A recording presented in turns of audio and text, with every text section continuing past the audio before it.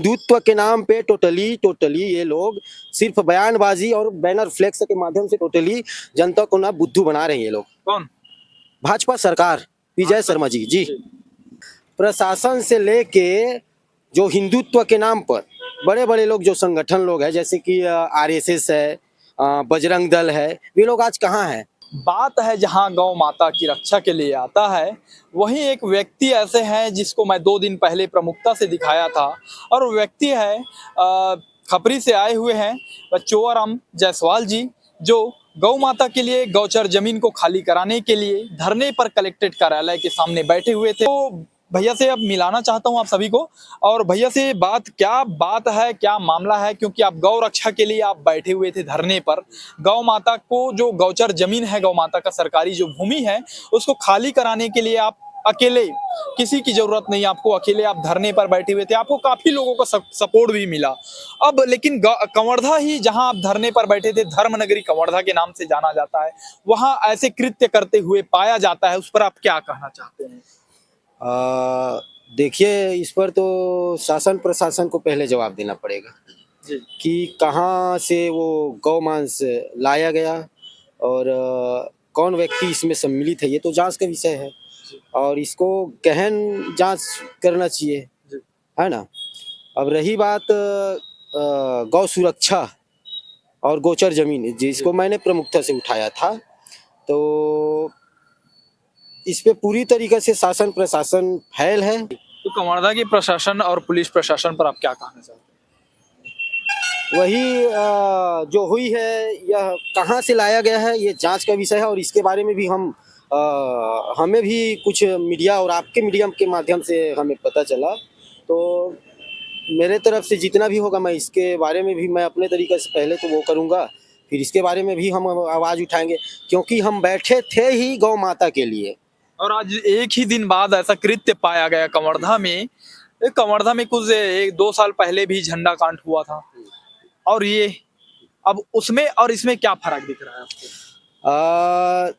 झंडा कांड हुआ था, वो भी बहुत गलत था, लेकिन इसके साथ इस और विषय को उठा करके जिस व्यक्ति ने आज एक जिम्मेदार पद पर है, मैं पूरी तरीके से जिम्मेदारी के साथ आरोप और नाम ले रहा हूँ, माननीय विजय शर्मा जी, है ना। हम भी उस आंदोलन में कभी कभी या कुछ दिन उनके पीछे थे। कहाँ को झंडा कांड वाले में? जी। डंडा पड़ा था क्या आपको भी? डंडा तो नहीं पड़ा था, क्योंकि हम अपने उस टाइम क्रांति पे थे। क्रांति वही जो विजय शर्मा हमारा नेतृत्व कर रहा था, हम उनके पीछे थे जी, पूरे जिम्मेदारी के साथ बोल रहे हैं। और इस विषय को लेकर के आपको तो और जवाब दे उप मुख्यमंत्री जी विजय शर्मा को होना चाहिए। हाँ, मैं और उनसे ये मांग करता हूँ कि इस विषय पे गहन जांच किया जाए कि जो गौमांस कल पकड़ाया है ना, वो व्यक्ति तो आ गए, एक जन व्यक्ति, तो ये आज का तो नहीं है, इससे पहले और पकड़ाया था कोई मेरे सुनने में आया था और पकड़ाया था। तो इस पर क्या स्ट्रिक्टता रहती है क्या? मेरे तरफ से पूरा फैल है। हिंदुत्व के नाम पे टोटली ये लोग सिर्फ बयानबाजी और बैनर फ्लेक्स के माध्यम से टोटली जनता को ना बुद्धू बना रहे हैं ये लोग। कौन? भाजपा सरकार, विजय शर्मा जी जी। तो आप विजय शर्मा को कहीं ना कहीं गलत ठहरा रहे हैं और आरोपी ठहरा रहे हैं कि उनको संभाला नहीं जा रहा है, तो मतलब आप ऐसे कैसे बोल सकते हैं? मेरा बोलने का देखिए, पर्सनली और व्यक्तिगत तौर पे मैं आज भी उनका सम्मान करता हूँ, व्यक्तिगत तौर पे, लेकिन आज वे एक जिम्मेदार और जवाबदेह पद पर है, पूरे छत्तीसगढ़ के उप मुख्यमंत्री हैं, है ना। तो इस राजनीतिक हिसाब से उनको जवाब देना ही पड़ेगा, क्योंकि वे जवाबदेह पद पर है जी। आप अकेले उन पर आरोप लगा रहे हैं कि लोग ऐसा कह रहे हैं?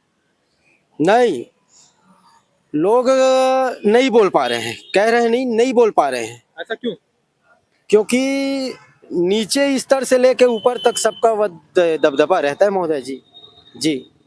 और वही मैं बोल रहा था कि आज जिस झंडा कांड को लेकर के प्रमुखता से माननीय विजय शर्मा ने उठाया था, ठीक है ना, आज वही गौवंश झंडा, ठीक है, मैं मानता हूँ हमारे हिंदुत्व का, सनातन धर्म का एक प्रतीक है और सम्मान है, ठीक है, लेकिन गौ माता क्या है? गौ माता में सारी देवी देवताओं का वास है ना।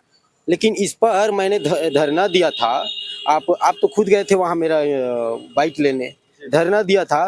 प्रशासन से लेके जो हिंदुत्व के नाम पर बड़े बड़े लोग, जो संगठन लोग हैं, जैसे कि आरएसएस है, बजरंग दल है, वे लोग आज कहाँ हैं? कहाँ है भाई, बताएं ना। उप मुख्यमंत्री जी और शायद गृह मंत्री जी है ना, विजय शर्मा जी, जिसको लेकर के प्रमुखता से उठा मेरी जानकारी के अनुसार कल जब ये घटना घटी जी, तो जी। थाना में सभी दल वाले लोग पहुंचे थे और समर्थन में बिल्कुल पहुंचे और वहां कार्रवाई का मांग भी किया और कार्रवाई भी हुआ है। मैं उसको समझता हूँ एक फॉर्मेलिटी है, क्योंकि वो कानून के समक्ष आ गया। और मैं जिस मुद्दे को लेकर के बैठा था, मेरा कहना ये है, गोचर जमीनें जो आज पूरा छत्तीसगढ़ में है और एकदम विकट समस्या पे है, और इसका मतलब ये ना समझा जाए कि हम अकेले हैं यहाँ, और हमारा समर्थन लोग क्यों नहीं कर रहे हैं, इसको भी हम अच्छी तरीके से जान गए हैं। और इससे हमें कमजोरी नहीं बल्कि ना शक्ति मिल रही है और ताकत मिल रही है। तो हम तो जब तक ये कार्य जमीनी स्तर पर नहीं होगा, चाहे इसके लिए हमें क्रांति करना पड़े, चाहे अनशन करना पड़े, मैं अकेले जिम्मेदारी के साथ बोल रहा हूँ, मैं तो विरोध करूंगा, शासन से जवाब लेता रहूंगा। और हमें विश्वास है अपने संतों के वचनों पर। तो हम ऐसा लग रहा है कि गौ माता के लिए आप अकेले बीड़ा उठाए हुए हैं गौ माता के लिए, तो गौ माता के लिए आगे आप क्या करना चाहते हैं, कहाँ तक लड़ सकते हैं? वही मैं बताया ना, पहले तो हम पूरा कानूनी प्रक्रिया वो करेंगे। हम तो अब आरटीआई लगाने जा रहे हैं। आरटीआई के माध्यम से हम ये जानकारी प्राप्त करेंगे कि पूरे कवर्धा जिले में और छत्तीसगढ़ में कहाँ कहाँ गोचर जमीन है ना। और इसको भी मैं थोड़ा सा एक्सप्लेन करके बता देना चाहता हूँ कि संविधान में ना हर प्रकार से व्यवस्था की गई है। आर्टिकल 91 के तहत मेरे को उतना कंफर्म नहीं है, विस्तृत रूप में आपको विश्लेषण करने के बाद मैं उसको भी बोल सकता हूँ। लेकिन जमीन अगर जो जमीन है उस पे, जैसे कि जो भूमिहीन है व्यक्ति, उसको दिया जाना चाहिए। भूमिहीन व्यक्ति आज मतलब बनी भूती करके अपना जीवन यापन कर रहा है, और एक व्यक्ति है या एक पूरा समाज है ना, जो 10 एकड़ 20 एकड़ 5 एकड़ 4 एकड़, तो सत्ता से लेकर के सब लोग इसमें शामिल है, तो कोई आवाज नहीं उठा रहा है। और इसका मतलब ये ना समझा जाए, हम कानून का सहारा लेंगे। और आपके माध्यम से मैं माननीय न्यायालय हाई कोर्ट से ये अपील करना चाहता हूँ कि इस पर स्वतः संज्ञान ले। ये विकट समस्या है, क्योंकि ये गौ माता के लिए है जी। और इसके लिए मैं आपके चैनल के माध्यम से समूचे लोगों को मैं यही विनती करना चाहता हूँ हाथ जोड़ के, कि ये गौ माता का विषय है, हमें मत वो करो ना, हमें मत समर्थन करो। आप सब अपने अपने स्तर पे आवाज उठाओ। जैसे कि आप बहुत बहुत धन्यवाद है एम्बिशन न्यूज़ का, जो आप प्रमुखता से इस बात को लेकर के जब से हम इस चीज़ में उतरे हैं, इस विषय को लेकर के उतरे हैं, आप साथ दे रहे हैं। और इसके लिए मैं और आगाह कर देना चाहता हूँ, मैं अकेले हूँ, इसका मतलब ये ना समझा जाए कि हम पीछे हटने वाले हैं। इसको लेकर के जिस विषय पे जहाँ तक जाना होगा हम जाएंगे। हम तो पहले आरटीआई लगा रहे हैं, आरटीआई लगाने जा रहे हैं, और हमारा भी कोई वकील है, उसके माध्यम से हम इसको न्यायालय तक ले जाने वाले हैं जी। ये थे भैया जो गौ सेवा में गौ माँ की रक्षा के लिए अकेले आंदोलन पर निकल गए हैं, अकेले धरना दे रहे हैं, गौ माता की जो गौचर जमीन के लिए अकेले लड़ाई लड़ रहे हैं। लेकिन कवर्धा में ऐसे कृत्य भी करते हुए पाया जाता है, जिसमें गौ मांस के साथ व्यक्ति अपराधी कृत्य पकड़ाया जाता है। और उसको लेकर जब एक झंडा के लिए रियल भैया सही बोले कि एक झंडा के लिए जब पूरा कवर्धा जल सकता है, कवर्धा में बलवा हंगामा हो सकता है, तो ये तो गौ माता है। गौ माता के नाम पर अगर आप सेवा करना चाहते हैं तो गौ माता के लिए इतना शांत क्यों? आरोपी के ऊपर कार्रवाई बस से खाना पूर्ति वाला कार्रवाई नहीं चाहिए। ये आखिर गौ माता के लिए कड़ी निर्णय क्यों नहीं लिया जाता? गौ वंश और गौ हत्या रोकने के लिए कोई कानून क्यों नहीं बनाया जाता? ये पूछता है हमारा चैनल। और बिल्कुल आप भी अपना प्रतिक्रिया दीजिए, और आपके आसपास कभी भी कुछ भी हो रहे हैं उसके लिए आप बिल्कुल हमको संपर्क कांटेक्ट कर सकते हैं।